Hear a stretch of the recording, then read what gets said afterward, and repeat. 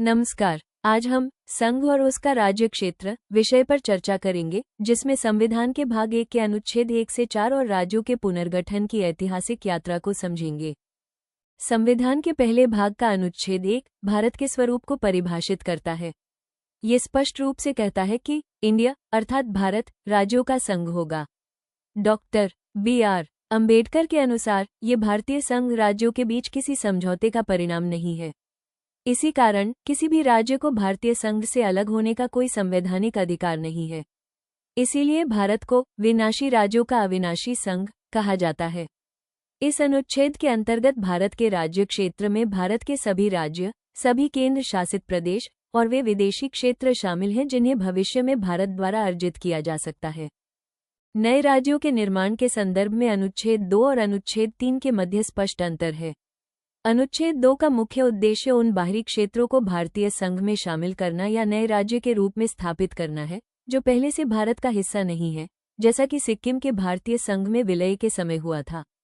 इसके विपरीत अनुच्छेद 3 का उपयोग भारतीय संघ के मौजूदा राज्यों के पुनर्गठन के लिए किया जाता है। इसके अंतर्गत नए राज्य बनाना, मौजूदा राज्यों का क्षेत्र बढ़ाना या घटाना और उनकी सीमाओं या नामों में परिवर्तन करना शामिल है, जिसका एक प्रमुख उदाहरण आंध्र प्रदेश से तेलंगाना का निर्माण है। किसी राज्य की सीमा या नाम बदलने की प्रक्रिया अनुच्छेद 3 के तहत 4 चरणों में पूरी होती है। प्रथम चरण, विधेयक को संसद में पेश करने से पहले राष्ट्रपति की पूर्व मंजूरी अनिवार्य है। द्वितीय चरण, राष्ट्रपति उस विधेयक को संबंधित राज्य के विधानमंडल के पास एक निश्चित समय सीमा के भीतर उनके विचार जानने के लिए भेजते हैं। तृतीय चरण, राज्य विधानमंडल का विचार या उनकी अस्वीकृति राष्ट्रपति या संसद पर बाध्यकारी नहीं होती है। चतुर्थ चरण, अंत में यह विधेयक संसद के दोनों सदनों में केवल साधारण बहुमत से पारित किया जाता है। अब बात करते हैं अनुच्छेद 4 और विदेशी राष्ट्रों को क्षेत्र सौंपने की प्रक्रिया की। अनुच्छेद 4 का संरक्षण ये सुनिश्चित करता है कि अनुच्छेद 2 और 3 के तहत किए गए किसी भी बदलाव को अनुच्छेद 368 के तहत संविधान संशोधन नहीं माना जाएगा, क्योंकि ये केवल साधारण बहुमत से लागू होते हैं। इसके साथ ही बेरोबारी मामला, जो 1960 में आया था, एक अत्यंत महत्वपूर्ण प्रश्न उठाता है। क्या भारत अपना कोई क्षेत्र किसी विदेशी राज्य को सौंप सकता है? सुप्रीम कोर्ट ने अपनी व्याख्या में ये स्पष्ट कर दिया कि अनुच्छेद 4 इसके लिए कोई सुरक्षा नहीं देता है, अतः किसी भी क्षेत्र को सौंपने के लिए संविधान संशोधन करना अनिवार्य है। इसी क्रम में हमें 2 ऐतिहासिक समाधान देखने को मिलते हैं। पहला, 9वां संविधान संशोधन, जो 1960 में हुआ, जिसके तहत बेरोबारी क्षेत्र पाकिस्तान को सौंपा गया। दूसरा, 100वां संविधान संशोधन, जो 2015 में हुआ, जिसके अंतर्गत बांग्लादेश के साथ 162 एन्क्लेव का आदान प्रदान किया गया। 15 अगस्त 1947 को भारत के सामने 565 रियासतों को एकीकृत करने की एक विशाल चुनौती थी। इनमें से 552 रियासतें तो भारत की भौगोलिक सीमा के भीतर थीं। हालांकि अधिकांश रियासतें स्वेच्छा से भारतीय संघ में शामिल हो गईं, लेकिन 3 रियासतों ने एक कठिन चुनौती पेश की। पहली थी जम्मू कश्मीर, जहां अक्टूबर 1947 में शासक हरि सिंह ने पाकिस्तानी कबालियों के आक्रमण के बाद विलय पत्र पर हस्ताक्षर किए। दूसरी थी जूनागढ़, जहां फरवरी 1948 में शासक के पाकिस्तान भाग जाने के बाद जनमत संग्रह के माध्यम से भारत में विलय सुनिश्चित किया गया। और तीसरी थी हैदराबाद, जिसे नवंबर 1948 में ऑपरेशन पोलो नामक पुलिस कार्रवाई के माध्यम से भारतीय संघ का अभिन्न अंग बनाया गया। अब हम बात करते हैं भारत के मानचित्र में विदेशी उपनिवेशों के विलय और सिक्किम के अनूठे सफर की। सबसे पहले बात करते हैं फ्रांसीसी क्षेत्रों की। 1954 में चंद्रनगर, पुडुचेरी, कराईकल, माहे और यनम को भारत में मिलाया गया। 14वें संविधान संशोधन के माध्यम से इन्हें केंद्र शासित प्रदेश का दर्जा दिया गया। इसके बाद पुर्तगाली क्षेत्रों की बारी आई। 1961 में ऑपरेशन विजय यानी सैन्य कार्रवाई के माध्यम से गोवा, दमन और दीव को मुक्त कराया गया। 12वें संविधान संशोधन द्वारा इन्हें भी केंद्र शासित प्रदेश के रूप में एकीकृत किया गया। अब देखते हैं सिक्किम का सफर, जो अनुच्छेद 2 का एक बेहतरीन उदाहरण है। ये सफर 3 चरणों में पूरा हुआ। पहला, सिक्किम एक संरक्षित राज्य के रूप में था, जहां रक्षा, विदेश मामले और संचार भारत के पास थे।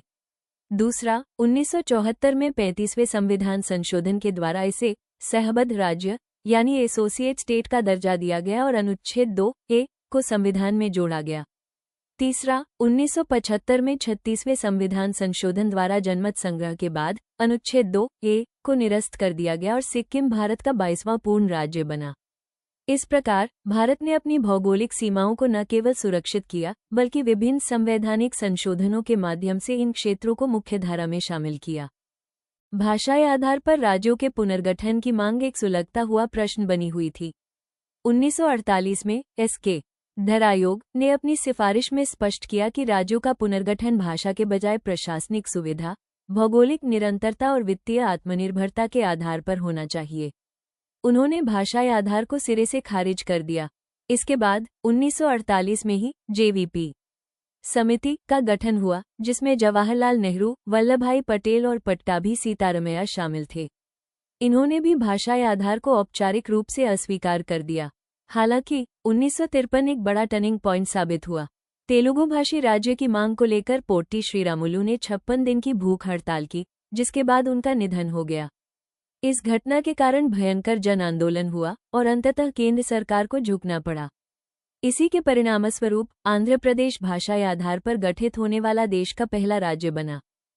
अब हम वर्ष 1953 में गठित फजल अली आयोग के उस नए दर्शन को समझेंगे जिसने राज्यों के पुनर्गठन को एक नई दिशा दी। इस आयोग का गठन वर्ष 1953 में किया गया था और इसमें 3 प्रमुख सदस्य शामिल थे: फजल अली, के.एम. पणिक्कर और एच.एन. कुंजरू। आयोग ने अपने शोध और विश्लेषण के बाद कुछ प्रमुख सिद्धांत स्थापित किए। सबसे महत्वपूर्ण बात ये थी कि आयोग ने राज्यों के पुनर्गठन में भाषा और संस्कृति को एक अत्यंत महत्वपूर्ण आधार के रूप में स्वीकार किया। हालांकि आयोग ने एक भाषा एक राज्य के सिद्धांत को सिरे से खारिज कर दिया। आयोग का सर्वोपरि लक्ष्य और निष्कर्ष ये था कि देश की एकता, सुरक्षा और वित्तीय या प्रशासनिक विकास को किसी भी भाषाई मांग से ऊपर रखा जाना चाहिए। इसी आयोग ने अंततः ये सिफारिश की कि राज्यों की उस समय मौजूद 4 स्तरीय जटिल व्यवस्था यानी पार्ट ए, बी, सी और डी को पूरी तरह से समाप्त कर दिया जाना चाहिए, ताकि एक सरल और एकीकृत प्रशासनिक ढांचा तैयार हो सके। अब हम पहुंचते हैं 1956 के ऐतिहासिक 7वें संविधान संशोधन पर, जो भारत के आधुनिक प्रशासनिक मानचित्र का आधार बना। फजल अली आयोग की सिफारिशों को लागू करते हुए भारत ने मूल संविधान की जटिल 4 स्तरीय राज्य व्यवस्था को पूरी तरह से समाप्त कर दिया। 1 नवंबर 1956 को देश का एक नया और स्पष्ट मानचित्र लागू हुआ। इस बदलाव के परिणामस्वरूप भारत में कुल 14 राज्यों का गठन किया गया, जिनमें आंध्र प्रदेश, असम, बिहार, बॉम्बे, जम्मू कश्मीर, केरल, मध्य प्रदेश, मद्रास, मैसूर, उड़ीसा, पंजाब, राजस्थान, उत्तर प्रदेश और पश्चिम बंगाल शामिल थे। साथ ही इस नई व्यवस्था के तहत 6 केंद्र शासित प्रदेश भी स्थापित किए गए, जिनमें अंडमान निकोबार, दिल्ली, हिमाचल प्रदेश, लक्षद्वीप, मिनिकॉय और अमीनदीवी, जो अब लक्षद्वीप के नाम से जाना जाता है, मणिपुर और त्रिपुरा को शामिल किया गया। ये संशोधन भारत की प्रशासनिक संरचना को सरल और सुदृढ़ बनाने की दिशा में एक निर्णायक कदम था। आइए अब हम 1960 से लेकर 1987 तक के उन दशकों पर नजर डालते हैं जब भाषाई और क्षेत्रीय आकांक्षाओं ने भारत के मानचित्र को निरंतर बदला। 1960 बॉम्बे का विभाजन, भाषाई आधार पर महाराष्ट्र और गुजरात का गठन हुआ। इसके परिणामस्वरूप मराठी भाषियों के लिए महाराष्ट्र और गुजराती भाषियों के लिए गुजरात 15वें राज्य के रूप में अस्तित्व में आया। 1966 शाह आयोग और पंजाब का पुनर्गठन, शाह आयोग की सिफारिशों पर पंजाब का विभाजन किया गया। इसके तहत पंजाबी भाषियों के लिए पंजाब और हिंदी भाषियों के लिए 17वां राज्य हरियाणा बना। साथ ही चंडीगढ़ को केंद्र शासित प्रदेश घोषित किया गया। 1971 से 1972 पूर्वोत्तर का पुनर्गठन, इस दौरान हिमाचल प्रदेश, मणिपुर, त्रिपुरा और मेघालय को पूर्ण राज्य का दर्जा दिया गया। वहीं मिजोरम और अरुणाचल प्रदेश को केंद्र शासित प्रदेश बनाया गया। 1987 पूर्ण राज्यों का दर्जा, अंत में 1987 में मिजोरम, अरुणाचल प्रदेश और गोवा को पूर्ण राज्य का दर्जा प्रदान किया गया। अब हम 21वीं सदी के उन महत्वपूर्ण पुनर्गठनों की ओर बढ़ते हैं जिन्होंने भारत के आधुनिक प्रशासनिक मानचित्र को नया आकार दिया है।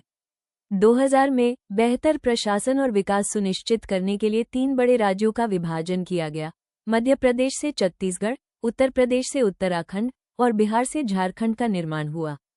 इसके बाद 2014 में आंध्र प्रदेश का विभाजन हुआ, जहां श्रीकृष्ण समिति की सिफारिशों के बाद तेलंगाना भारत का 29वां राज्य बना। 2019 में एक ऐतिहासिक बदलाव के तहत जम्मू कश्मीर पुनर्गठन अधिनियम लागू हुआ। अनुच्छेद 370 के हटने के बाद जम्मू कश्मीर का राज्य का दर्जा समाप्त कर दिया गया और उसे 2 केंद्र शासित प्रदेशों जम्मू और कश्मीर तथा लद्दाख में विभाजित कर दिया गया। अंत में 2020 में प्रशासनिक दक्षता को और अधिक मजबूत करने के लिए दादरा और नगर हवेली तथा दमन और दीव का विलय कर एक ही केंद्र शासित प्रदेश बना दिया गया। ये पूरी प्रक्रिया दर्शाती है कि भारत का मानचित्र प्रशासनिक और राजनीतिक जरूरतों के अनुसार लगातार विकसित हो रहा है। संवैधानिक सफलता। अनुच्छेद 1 से 4 ने संसद को वो विशेष शक्ति प्रदान की है जिससे भारत अपनी बदलती क्षेत्रीय, भाषाई और प्रशासनिक आवश्यकताओं के अनुसार अपने आंतरिक स्वरूप को बिना टूटे बदल सकता है। अखंडता का प्रमाण। 1947 की 565 रियासतों से लेकर वर्तमान के आधुनिक राज्यों तक की यात्रा ये पूर्णतः सिद्ध करती है कि भारत वास्तव में विनाशी राज्यों का अविनाशी संघ है। राष्ट्र की अजेय एकता। इस यात्रा का सबसे बड़ा निष्कर्ष यही है कि समय और परिस्थिति के अनुसार राज्य की सीमाएं और नाम तो बदल सकते हैं, परंतु भारत राष्ट्र की एकता सदैव अजेय और अक्षुण्ण बनी हुई है। Don't forget to subscribe, like, share, comment if you enjoyed this quick revision.